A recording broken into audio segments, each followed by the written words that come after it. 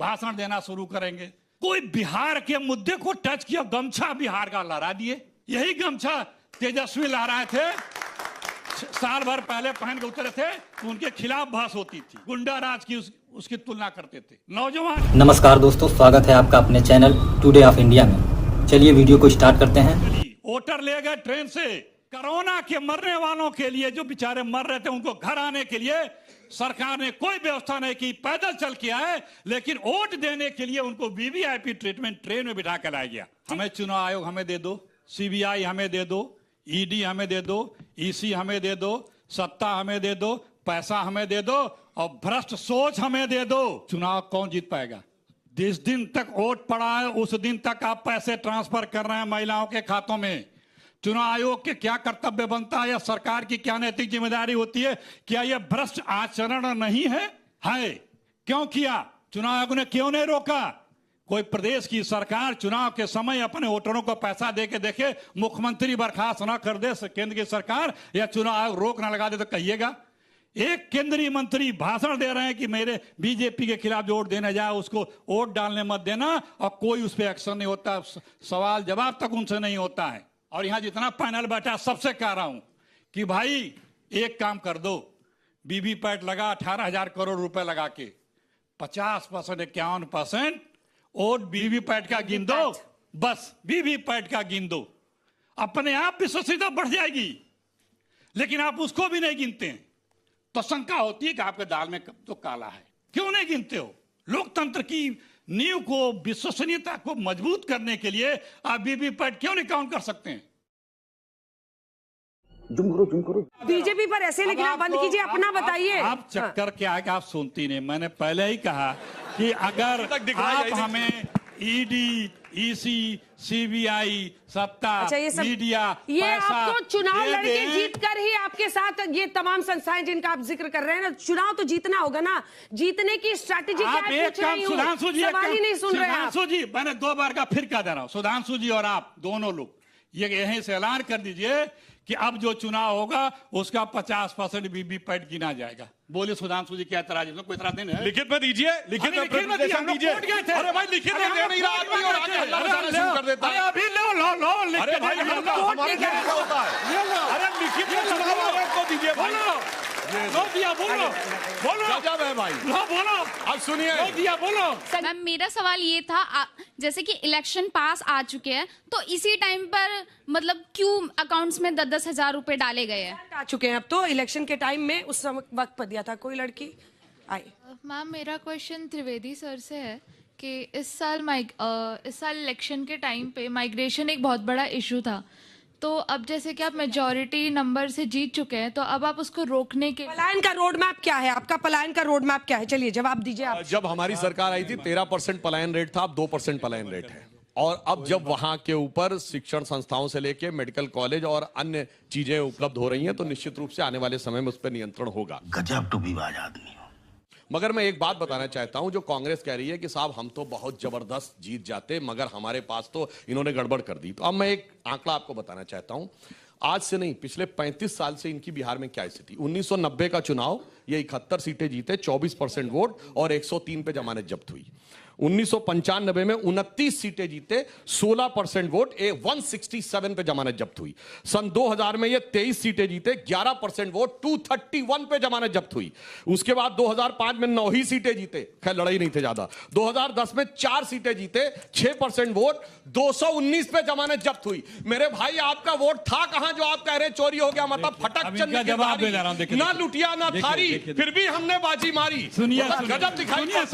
और मैं इन्होंने बता दिया। अरे मेरे भाई, इसके बाद आप ही लोग का टाइम है, आप ही दोनों हैं। आप लोगों ने सुना होगा एक अश्वमेध का घोड़ा, जहां जाता था वहां जीतता चला जाता था। अब पता नहीं राहुल गांधी जी क्या है अश्वमेध के, मगर जहां जाते हैं वहां कांग्रेस की पराजय सुनिश्चित करते चले जाते हैं। और उन्होंने जो छलांग लगाई थी नीचे, उसके लिए मैं एक शेर अर्ज करना चाहता हूं। पुराना है, खुसरो का शेर है कि खुसरो दरिया प्रेम का उल्टी वाकी धार, जो उतरा सो डूबगा और जो डूबा वो पार। तो मैं कहना चाहूंगा भैया जलवा मोदी का, तुम न समझे उसकी धार, और जो छिटका सो डूबगा, जो साथ हवा वो पार। जवाब इन्होंने दीजिए फिर गिनाया आशुतोष जी। कि बिहार में हम कितने पुअर परफॉर्मेंस दिए विधानसभा में। हाँ, देखिए हमारी निष्पक्षता, हम सत्ता में थे लेकिन एको बूथ जीत के एको बेईमानी नहीं की। अगर हम चाहते तो बेईमानी करके जीतते कि नहीं जीतते, नहीं किया मैंने। बात तो सही है। ये बता रहे हैं। अरे सुन तो लीजिए, जो भी जीता हो Please, जो हम, सुधांशु अरे जी, आपने मेरा काम सुधांशु किया जी। लेकिन हमने अपने लिए बेईमानी पूरा कर नहीं की, लीजिए, मैं वो ये बीच में बता नहीं रहा बोले इस बार, हाँ। हूँ। दूसरी बात, हम हरियाणा में प्रूफ मांगते रह गए वोटिंग के होने के 10 ही दिन के अंदर नियम बदल दिया। चुनाव आचार संहिता का नियम ही बदल दिया कि अब नहीं देंगे, हम रखेंगे नहीं। महाराष्ट्र कहा कि भैया 65 लाख वोट कैसे अचानक बढ़ गए आपके 3 दिन बाद। जब हाथ से लिखा जाता था, ईवीएम से वोट नहीं था, तब जो बताया जाता था शाम को 8-9 बजे उतने वोट रहते थे फाइनल तक। अब 3 दिन 4 दिन बाद 50 लाख 60 लाख 1 करोड़ 20 लाख 30 लाख वोट बढ़ जा रहे हैं। और जो चीज प्रिस्क्राइब था हरियाणा का, महाराष्ट्र का, वो दस्तावेज नहीं दे रहे, नियम बदल दिया।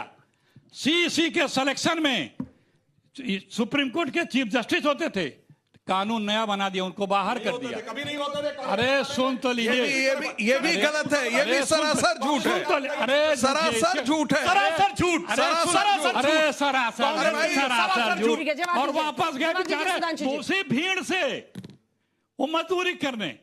अरे बिहार से का आप मेधा, वोटर लेकर बिहार आए का पंजाब से। नौजवान ठीक है, पूरे जवाब देश को सुनिए। नींव खड़ा कर रहा है। मैं बताना चाहता हूं, इस देश के इतिहास में यदि एकमात्र प्रधानमंत्री हुई है जिसको चुनावी धांधली के लिए कोर्ट ने दोषी सिद्ध किया है और उस कारण से उसका चुनाव रद्द किया, तो वो इनकी प्रधानमंत्री इंदिरा गांधी। यदि एक सरकार हुई है जिसने संसद के पटल के ऊपर घूस लेकर अपनी सरकार बचाई, 1994 झारखंड मुक्ति मोर्चा रिश्वत कांड, इनकी सरकार और इनकी कांग्रेस की सरकार बचाई गई। जब से मतपेटियां लूटनी बंद हो गई, इनकी सरकार आनी बंद हो गई। जब से सीसीटीवी आ गए, इनकी सरकार आनी बंद। जब से वोटर आईडी कार्ड आ गए, इनकी सरकार आनी बंद। जब से ओपन मीडिया हो गया, इनकी सरकार आनी बंद। जब से साक्षरता दर 50% हो गई, इनकी सरकार आनी बंद हो गई। अरे कौन भौंक रहा है ये बदतमीज? और तो और मैं बताना चाहता हूं, राजीव गांधी जी का आखिरी चुनाव 1991 में, मतलब उनकी मृत्यु से पहले चुनाव हो चुका था, गोलियां चली थी। आरोप था राजीव गांधी के पक्ष में बूथ कैप्चरिंग करने के लिए 21 लोगों पे एफआईआर हुई थी। संजय सिंह जी के पेट में गोली लगी थी। सुधांशु जी बहुत झूठ बोलते हैं, खूब झूठ बोलते हैं। इतने कॉन्फिडेंस से बोलते हैं कि सत्य को घबराहट होने लगती है। अरे यार यही सही है। इन्होंने एक दिन और बोला था, उस दिन नहीं बोल पाया था, आपने कहा चुनावी धांधली में इंदिरा गांधी को बता। और क्या झूठ बोलना है आप। चुनाव में तो सुन तो लीजिए, एक एजेंट जिनको सरकारी तनख्वाह मिलती थी, धांधली चुनाव को नहीं थे। सुन लीजिए सुन लीजिए सुन लीजिए, अरे सुन लीजिए, कोई रिगिंग नहीं हुई थी, कोई बूथ कैप्चरिंग नहीं हुई थी, कोई उस दिन तक पैसे नहीं बांटे गए थे, कोई गुंडे नहीं हुई थी, कोई फर्जी वोटिंग नहीं हुई थी। अरे सुन तो लीजिए, बीच में नहीं, एक टेक्निकल मामला था। चुनाव का एजेंट कोई स्टाफ या सरकारी कर्मचारी नहीं बन सकता है। गलती से जानकारी बगैर जो भी रीजन हो वो बने थे, इसलिए हुआ था। आप बता रहे हैं भ्रष्टाचार, जिसको जिसको आप, हमारे प्रधानमंत्री आपके भी हैं, कहते थे ये 20,000 करोड़ का घोटालेबाज है, 40,000 करोड़ का है। 40 लोग हैं जिनके पीछे इस देश की सारी एजेंसियां रोज उनके ग्रिल कर रही थी, बुला रही थी, पूछताछ कर रही थी, पकड़ने की बात कर रही थी। वो सब बीजेपी में आ गए और सब मंत्री बन गए। सबसे जांच पड़ताल खत्म हो गई, क्योंकि भ्रष्टाचार भाजपा का शिष्टाचार है। मेरे साथ आ जाओ, शिष्टाचारी हो जाओगे, बाहर रहोगे तो भ्रष्टाचारी होगे। मोदी जी जिसको बोलते थे उसको इन्होंने अपने पार्टी में ज्वाइन करा के उसको अपना डिप्टी सीएम सब कुछ बनाया। आदर्श की बात ये करेंगे। इन्हीं के आदरणीय प्रधानमंत्री, जो मेरे भी हैं, जब प्रधानमंत्री बने थे, लाल किले से भाषण में कहा था इस देश में हर गांव में बिजली पहुंच चुकी है। सिर्फ 18, अरे सुनिए, 2000 बीच में ये बोलते, झूठ पकड़ा दे, शोर मचाओ भैया, हमने तो, अरे सुन लो, सुन तो लो। इनके प्रधानमंत्री जी ने स्वयं कहा, कांग्रेस की ग्रामीण विकास विद्युतीय योजना ने बिजली हर गांव हर घर पहुंचाया। और सिर्फ मोदी जी ने लाल किले से बोला था सिर्फ 18,000 गांव बचे हैं। ये मोदी जी का बयान। कांग्रेस के समय 20 रुपए में मोबाइल रिचार्ज होता था, गरीब से गरीब घर के लोग, अरे रुकिए बीच में, अरे रुकिए भाई, फिर वो चिल्लाने लगे। आज मिनिमम 400 रुपए का होता है, 400 रुपए का मोबाइल चार्ज होता है, और वो भी चोर मचावे शोर। मैं ये कह रहा हूं कि जो मोबाइल 20 रुपए में रिचार्ज होता था, जिसका महीना 30 दिन का होता था, वो इनके हुकूमत में। गरीब की बात, महंगाई पे आपको हंसी आएगी, क्योंकि आपके साहब 8,500 करोड़ के जहाज में घूमते हैं ना, करोड़ों के सूट में घूमते हैं, पहनते हैं ना, तो गरीब के मोबाइल पे आपको हंसी आएगी कि गरीब का बेटा, का कौन सा जहाज होता है? का बेटा जो विदेश रहता है, फोन से बात करके अपने बेटे से हाल चाल ले लेता है, वो 400 भराता है, उस पे आपको हंसी आएगी। बेशर्मो, शर्म करो शर्म।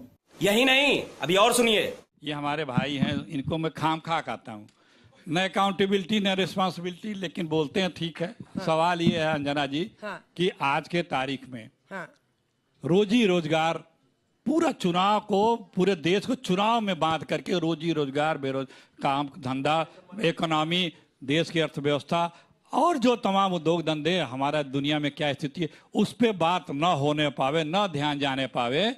दिन भर चुनाव लड़ो, चुनाव जिताओ, चुनाव बात करो। दिल्ली में प्रदूषण है, लोग सांस नहीं ले पा रहे हैं, प्रदूषण मंत्री बंगाल में बैठ के चुनाव की तैयारी कर रहे हैं। मंत्रालय यहाँ की कुछ निजात जाओ।